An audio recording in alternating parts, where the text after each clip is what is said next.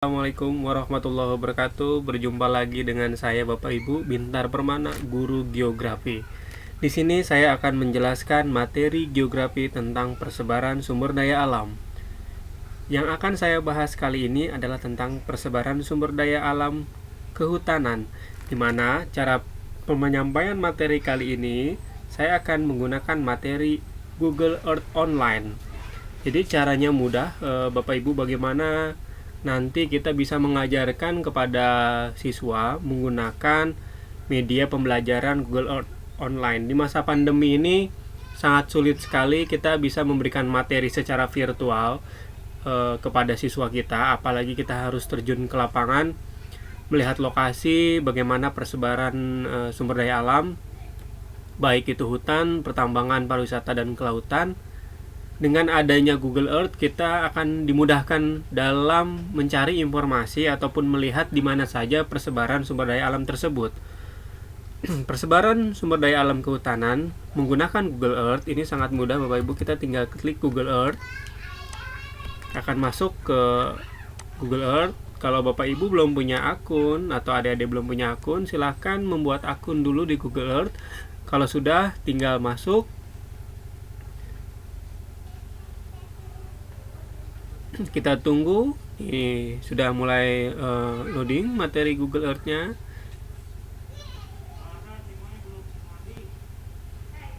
Nah, di sini nanti saya akan menjelaskan tentang sumber daya kehutanan, di mana hutan merupakan sumber daya oksigen makhluk hidup sehingga sering disebut sebagai paru-paru bumi.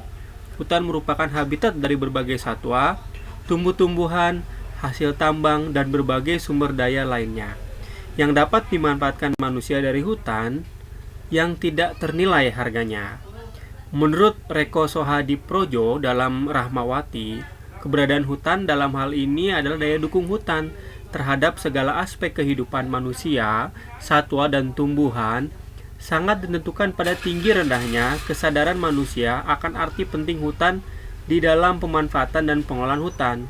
Hutan menjadi media hubung timbal balik antara manusia dan makhluk hidup lainnya dengan faktor-faktor alam yang terdiri atas proses ekologi dan suatu kesatuan siklus yang dapat mendukung kehidupan. Nah, di sini saya sudah membuat proyek di mana persebaran sumber daya hutan akan mudah kita pelajari hanya dengan menggunakan aplikasi Google Earth Online.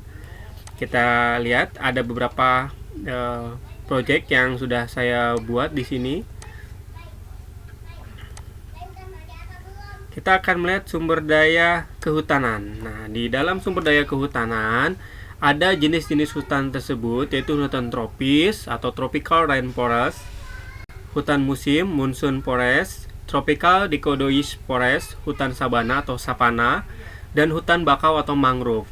Hampir semua jenis hutan tersebut di atas berkontribusi terhadap kebutuhan hidup masyarakat Indonesia. Hutan hujan tropis menyimpan berbagai vegetasi berdaun lebar, memanjat dan menempel, liana dan epifit. Pohon rotan merupakan salah satu di antara berbagai spesies hutan hujan tropis yang memiliki nilai tinggi dan diminati mancanegara. Sebaran keempat jenis hutan ini tidak merata di Indonesia. Hutan memiliki peran penting terutama sebagai penghasil oksigen di muka bumi. Ada 6 nanti yang akan kita bahas. Ada hutan hujan tropis, hutan musim, hutan savana atau sabana, hutan stepa, hutan gambut, dan hutan mangrove.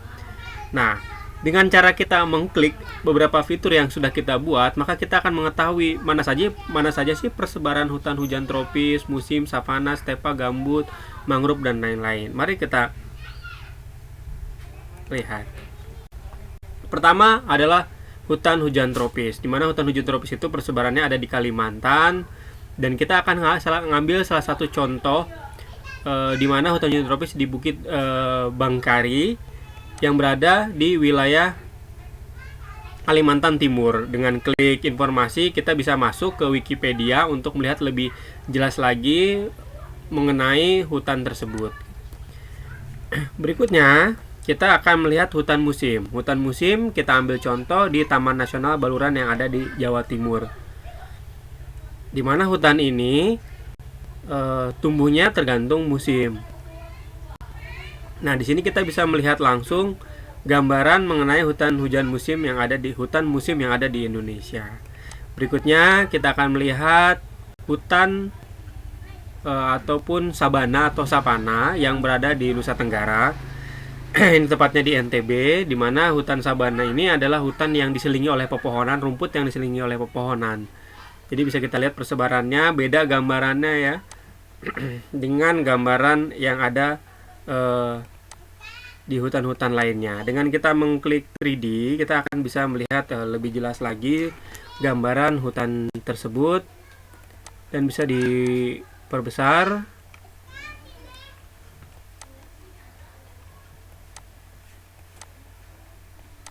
Hutan tersebut.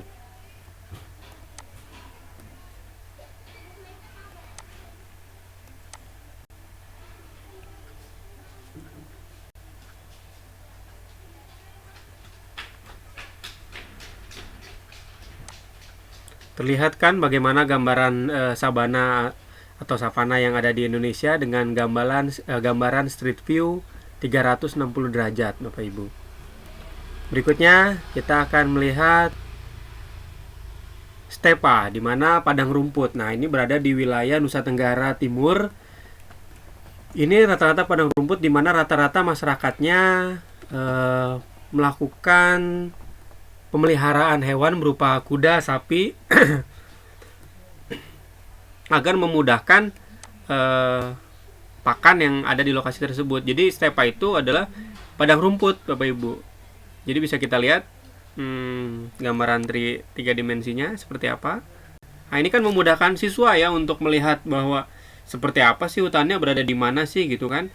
Daripada nanti kita harus ke Nusa Tenggara, ini akan menghabiskan biaya yang sangat besar. Tapi dengan melihat Google View ini atau Google Earth ini akan memudahkan kita dalam memahami kondisi real yang ada di lapangan gitu.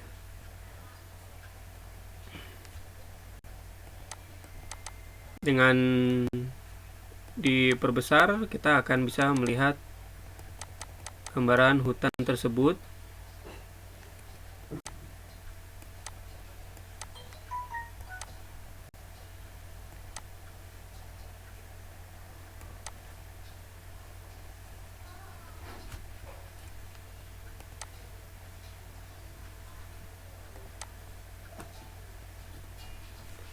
Nah, setelah itu kita akan melihat hutan gambut. Hutan gambut ini banyaknya di daerah Kalimantan, sama seperti hutan tropis. Hutan gambut ini terjadi karena pohon-pohon yang tumbang ataupun daun-daun yang tumbang tertumpuk sedemikian rupa sampai bertahun-tahun, jutaan tahun, menjadi wilayah tersebut seperti ada di atas kasur, jadi sangat empuk. Itu akibat karena kumpulan-kumpulan organik yang ada di wilayah tersebut. Nah, ini berada di Kalimantan. Berikutnya adalah hutan mangrove. Hutan mangrove persebarannya paling besar itu ada di Papua. Nah, biasanya mangrove itu berada di pinggir pantai. Jadi mangrove itu biasanya untuk mencegah abrasi dan erosi yang diakibatkan oleh gelombang ataupun arus yang